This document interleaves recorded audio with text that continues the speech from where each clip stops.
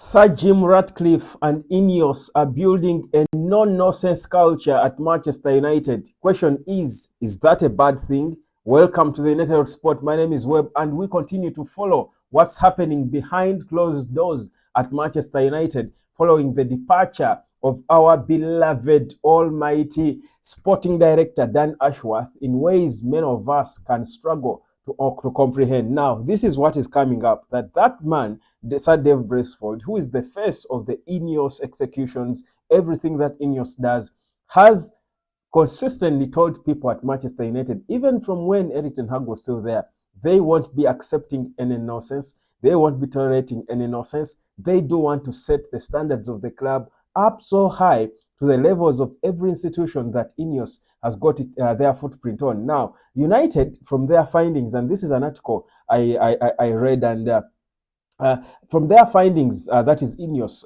when they were getting Manchester United, they found that when they just got into Manchester United, they realized that a couple of things at Man United were being done like as if it is a government system, like public service. I don't know how it is in your country, but back home in my country where I come from, government institutions, people just do things the way they want. There is no proper accountability. There is no, being questioned. People can go months and months without appearing to work, and somehow they'll still get their pay. So that's how things have been going on, apparently, at Manchester United. And that is why Sir Jim Ratcliffe came in, and immediately after doing his first audit of the club, getting proper reports of how things are happening, he decided to change things around. Now, what he saw in the view of Ineos is that for their marginal gains to work, of course, you have to first find out the scope of the problem. And, that is when you know which small departments you're going to improve on. So they found out that even if there were big issues in terms of infrastructure, in terms of course, players and the systems not being right in place, and they did everything to try and solve that, including post renovating Carrington, buying new facilities for the gym and staff, and bringing in a new structure of management and all. They believe that one of the other things that has been wrong at Man United is the mentality, is the standards. The mentality of people at Manchester United was not for a club like that, for the arguably the biggest club in the world. So that is why Sir Jim Ratcliffe was quick to pull triggers, firing people like John Matta and Richard Arnold, who are overseeing this mediocrity, going on now to bring in a new structure and set standards and demand for people to meet these standards, even when it comes to daily work. People who are working remotely and trying to speak a lot of good English because they are English anyway. How in this day and time people have got to work away from their offices, from their desks, but yet it's not even effective.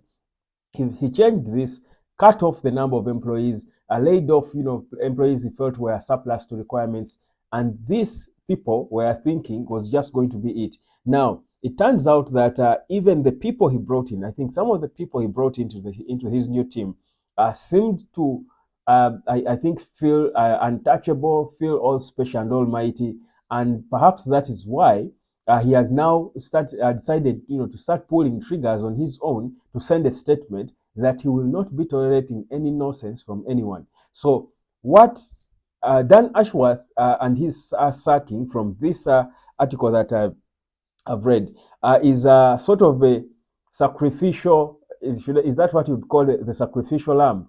That they sacrificed him to send a message to the rest of the people, including players, but also staff at Man United, or even his own staff that he employed, that no one is safe. You can all go if you don't step your standards up to the level of the big club that Man United is supposed to be. So this has left shockwaves within the entire Man United.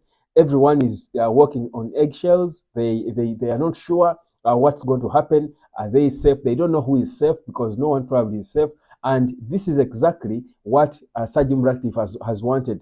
That if people do not have that comfort that we are safe, we are here, and nothing is going to happen to us, they will not do their best. But he believes that if people have that shockwave in them and fear amongst them, then they will certainly every day be looking to do their very best to ensure that they stay. Unless you're tired of your job and you want to leave. And he has shown clearly that he's not afraid of sacking anyone, even if he has got to compensate you. Because you would imagine, Of course, Eric Ten Hag had to be compensated about 11 million pounds or thereabout. We know that Dan Ashworth certainly will probably also be compensated after that 5 months short stint of him. So he doesn't care. He has got his monies to compensate these people from whichever way he's supposed to do it. But he's saying he's not going to tolerate anyone who is mediocre. The whole idea for him is to realize success, but he sees that it cannot happen if people continue working at the level they have been working at, and that is exactly why he's pulling triggers on people, and more people will be leaving Man United, at least from what we pick. And I don't want to pick up on names, but I've been told some names, by the way, of people who could be leaving Man United. Now, I do know for a fact that most people would want this trigger to go down to players. The thing about football is that players are the most protected stakeholders in the beautiful game.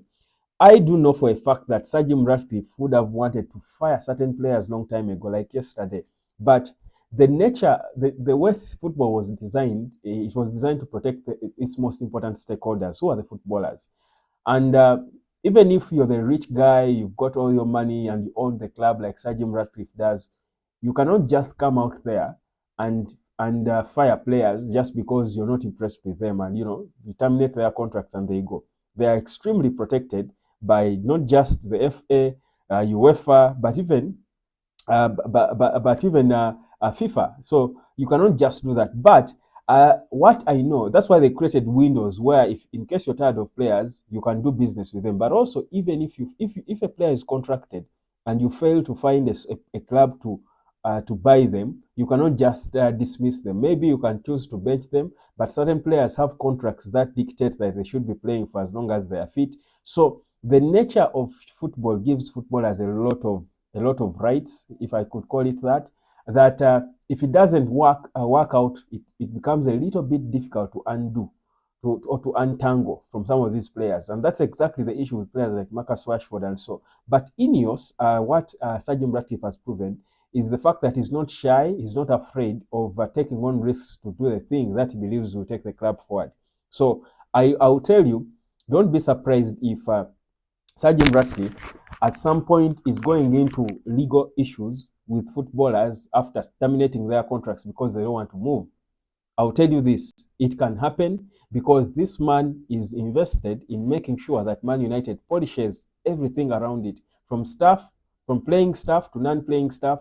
He wants everyone polished to suit the profile of a staff who deserves, who is worthy of being called Manchester United, but also who is worthy of working under Ineos. Now, the only thing though is that the fragile nature of football is such that if you come all out with a lot of powers and dictatorship and stuff, you might fail to get the reaction or the response from the players that will give you the results, which is the most important thing. This ruthless style, especially for this day and age, I think before, during the years of the Sir Alex Ferguson's, when he just came in at Man United, the ruthless method perhaps could have worked back then because of the mentality of people back then. But these kids of today, the Gen Zs, you come so hard on them like that, they will just fold. They won't respond. You won't get a response out of them. So it's a difficult situation, but at least the message is clear. He's setting standards. He wants high standards for everyone, high standards for the club. And if you're below those standards, and by that it means the discipline, the discipline in terms of respecting hierarchy, discipline in terms of working as a team, all that is part of standards. Now, if you can't fit in those, certainly you will not start Man United. I'll tell you, in a year or two from now, we will not be able to identify this Man United and this whatever Ineos has done. Whether it will yield results or not, that's a debate for another day.